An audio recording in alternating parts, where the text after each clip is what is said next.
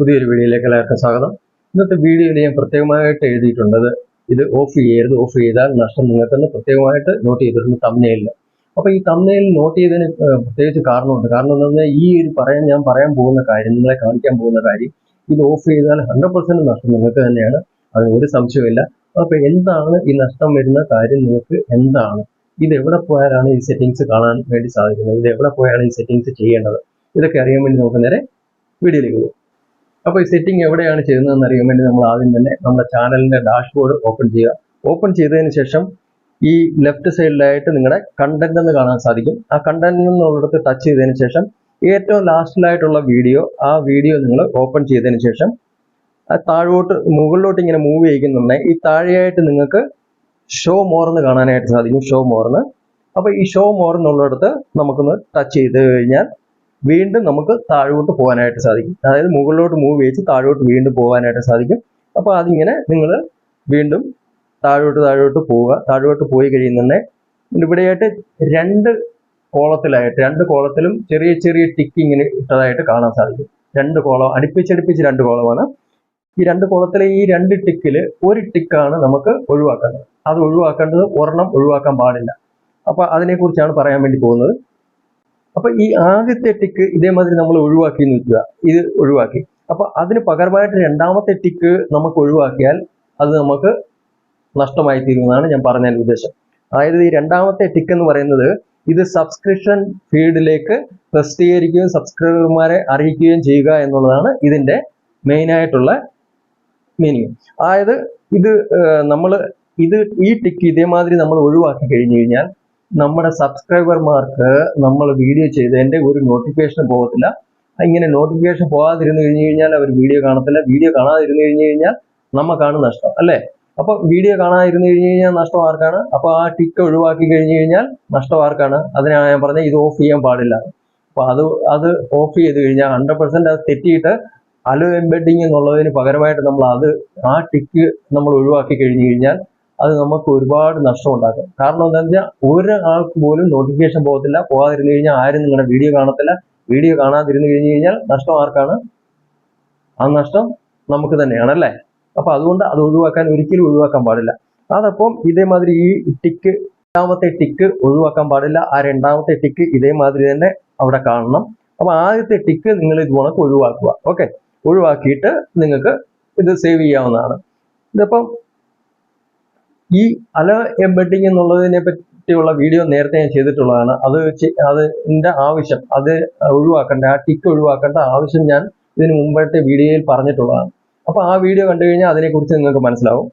അപ്പൊ ഈ രണ്ടാമത്തേത്, നിങ്ങൾ വീഡിയോ അപ്ലോഡ് ചെയ്തതിന് ശേഷം ഇത് പബ്ലിഷ് ചെയ്ത് കഴിഞ്ഞു കഴിഞ്ഞാൽ ഇതിനകത്ത് ഒന്നും ചെയ്യാൻ പറ്റത്തില്ല. ആ പബ്ലിഷ് ചെയ്യുന്നതിന് മുമ്പ് ചെയ്യുമ്പോഴാണ് ഇതേമാതിരിയുള്ള കാര്യങ്ങൾ നിങ്ങൾ സംഭവിച്ചു കഴിഞ്ഞാൽ, അതായത് നിങ്ങൾക്ക് ഈ ടിക്ക് ഒഴിവാക്കിയിട്ട് പിന്നെ നിങ്ങൾക്ക് പബ്ലിഷ് ചെയ്തതിന് ശേഷം നിങ്ങൾ ഇതിൽ എന്തെങ്കിലും ചെയ്യാൻ നിങ്ങൾ ശ്രമിച്ചു കഴിഞ്ഞാൽ ഇതിലൊന്നും ചെയ്യാൻ പറ്റത്തില്ല. ഈ ടിക്ക് ഒഴിവാക്കിയത് പിന്നെ ഇടാൻ വേണ്ടി പറ്റത്തില്ല. അതുകൊണ്ട് ഇത് ആദ്യമേ തന്നെ ഇത് ശ്രദ്ധിച്ച് വേണം ചെയ്യാൻ. അതുകൊണ്ടാണ് ഇത് വീണ്ടും ഞാൻ പറയുന്നത്. അപ്പൊ ഇത് നമ്മളിങ്ങനെ ഈ അലോ എംബെഡിങ് മാത്രം ടിക്ക് ഒഴിവാക്കിയിട്ട് നമ്മളിങ്ങനെ സേവ് ചെയ്യാനായിട്ട് സാധിക്കും. ഇതല്ലാതെ ഇതിങ്ങനെ ഇവിടെ സേവ് ചെയ്തു എന്ന് വിചാരിക്കുക. ഇതിങ്ങനെ സേവ് ചെയ്ത് നമുക്ക് ഓക്കെ, നല്ല രീതിയിലാണ് നമുക്ക് ശ്രദ്ധിച്ച് ചെയ്യുകയാണെന്നുണ്ടെങ്കിൽ ഇവിടെ ചെയ്യാനായിട്ട് സാധിക്കും. അതല്ലാതെ നമുക്ക് YT സ്റ്റുഡിയോയിൽ നമുക്ക് പോയിട്ട് ഈ ഒരു സെറ്റിംഗ് ചെയ്യാനായിട്ട് സാധിക്കും. അതിനുവേണ്ടി നമുക്ക് ഇവിടേക്ക് വരേണ്ട ആവശ്യമേ ഇല്ല. അതായത് നമ്മളെ ചാനലിന്റെ ഡാഷ്ബോർഡിൽ വരേണ്ട ആവശ്യമില്ല. വരാതെ തന്നെ നമുക്ക് YT സ്റ്റുഡിയോയിൽ ഈ സെറ്റിംഗ് ചെയ്യാനായിട്ട് സാധിക്കും. അതിനപ്പോൾ എന്താണ് ചെയ്യേണ്ടത്? YT സ്റ്റുഡിയോ ഓപ്പൺ ചെയ്തതിന് ശേഷം, അതാണ് ഇനി പറയാൻ പോകുന്നത്. YT സ്റ്റുഡിയോ ഓപ്പൺ ചെയ്തതിന് ശേഷം നമുക്ക് ഈ രണ്ടാമതായിട്ട് കണ്ടന്റ് എന്ന് കാണാൻ സാധിക്കും. കണ്ടന്റ് ഈ താഴെയായിട്ട് രണ്ടാമത് കണ്ടന്റ് എന്ന് കാണാൻ സാധിക്കും. ആ കണ്ടന്റ് എന്നുള്ളത് ടച്ച് ചെയ്ത് കഴിയുന്നുണ്ടെങ്കിൽ ഇപ്പൊ നിങ്ങൾക്ക് വ്യത്യസ്തമായിട്ട് ഇങ്ങനെ ഒരു മാറ്റം യൂട്യൂബ് കൊണ്ടുവന്നിട്ടുണ്ട്. കണ്ടന്റ് എന്നതിൽ പ്രസ് ചെയ്ത് കഴിയുന്ന ഇതേമാതിരി, അതായത് ഇപ്പോൾ ഒത്തിരി വ്യത്യാസമായിട്ടാണ് ഇപ്പോൾ പുതിയ അപ്ഡേറ്റ് വന്നിട്ടുണ്ടെങ്കിൽ അതിൽ വന്നതായിരിക്കാം. ഇതിങ്ങനെ പുതിയ വ്യത്യാസമായിട്ട് കുറച്ച് മാറ്റങ്ങൾ കൊണ്ടുവന്നിട്ടുണ്ട്. അപ്പൊ ആ മാറ്റങ്ങൾ കൂടി നിങ്ങൾ അറിഞ്ഞിരിക്കണം. ഇപ്പൊ ഇത് കണ്ടിട്ട് നിങ്ങൾ ഇതെന്താണെന്ന് ഇങ്ങനെ വല്ലാതെ ഇതാവാൻ പാടില്ല, ടെൻഷൻ ആവാൻ പാടില്ല, ഇതെന്തോ പറ്റിയെന്ന്. അപ്പൊ ഇതിങ്ങനെ ചെറിയ മാറ്റം വന്നിട്ടുണ്ട്. അതപ്പം ഇതിങ്ങനെ കണ്ടന്റിൽ ഇങ്ങനെ ടച്ച് ചെയ്തതിന് ശേഷം നമുക്ക് ഏത് വീഡിയോയ്ക്കാണോ, നമ്മൾ ലാസ്റ്റിലത്തെ വീഡിയോയ്ക്ക് ആയിരിക്കുമല്ലോ നമ്മൾ ചെയ്യേണ്ട ഈ സെറ്റിംഗ്. അപ്പോൾ എന്ത് ചെയ്യാം, ഏത് വീഡിയോയ്ക്ക് വേണോ ഈ വീഡിയോ ഇങ്ങനെ നിങ്ങൾക്ക് മൂവ് ചെയ്യിച്ചിട്ട് നിങ്ങൾക്ക് ഏത് വീഡിയോയ്ക്ക് വേണമെങ്കിലും ചെയ്യാനായിട്ട് സാധിക്കും. അപ്പോൾ ഏത് വീഡിയോയ്ക്കാണോ ആ വീഡിയോ ടച്ച് ചെയ്ത് ഓപ്പൺ ചെയ്യുക. ഓപ്പൺ ചെയ്തതിന് ശേഷം നിങ്ങൾക്ക് ഇവിടെയായിട്ട് ഇപ്പം നിങ്ങൾ വീഡിയോ ഇങ്ങനെ ടച്ച് ചെയ്തിട്ട് ഓപ്പൺ ചെയ്ത് കഴിയുന്നുണ്ടേ നമ്മൾ ടാഗൊക്കെ നമ്മൾ ഇതിന്റെ വീഡിയോ അപ്ലോഡ് ചെയ്തതിന് ശേഷം നമ്മൾ ടാഗും കാര്യങ്ങളും ഒക്കെ കൊടുക്കാറുണ്ട് അല്ലേ. അപ്പൊ ഈ ടാഗും കാര്യങ്ങളും ഒക്കെ കൊടുക്കുന്നതിന് വേണ്ടി നിങ്ങൾ താഴെയായിട്ട് ഈ കാണുന്ന ഇവിടെയായിട്ടാണ് നിങ്ങൾ സാധാരണ ടച്ച് ചെയ്തിട്ട് ടാഗൊക്കെ കൊടുക്കുന്നത്. ഓക്കെ, അപ്പൊ ഇവിടെയായിട്ട് ടച്ച് ചെയ്തിട്ട് നമുക്ക് ഈ ഞാൻ ആരോ കാണിച്ചിട്ടുള്ള അവിടെയായിട്ട് ടച്ച് ചെയ്തിട്ട് നമുക്ക് ഓപ്പൺ ചെയ്തിട്ട് സ്വല്പം മുകളിലോട്ട് ഇങ്ങനെ മൂവ് ചെയ്യുന്നുണ്ടെങ്കിൽ ഈ താഴെയായിട്ട് നിങ്ങൾക്ക് അലോ എംബെഡിങ് എന്നുള്ളത് ഞാൻ ടിക്ക് ഒഴിവാക്കിയിട്ടുള്ളത് നിങ്ങൾക്ക്, അതായത് നമ്മൾ അവിടെ ടിക്ക് ഒഴിവാക്കിയാലും അത് ഇവിടെ ഒഴിവാക്കിയാലും ഒരു ഗുണമൊക്കെ ഉള്ളൂ. അപ്പോൾ ഇവിടെ വേണേലും നമുക്ക് ഇതേമാതിരി ഇങ്ങനെ ടിക്ക് ഉണ്ടെന്നുണ്ടെങ്കിൽ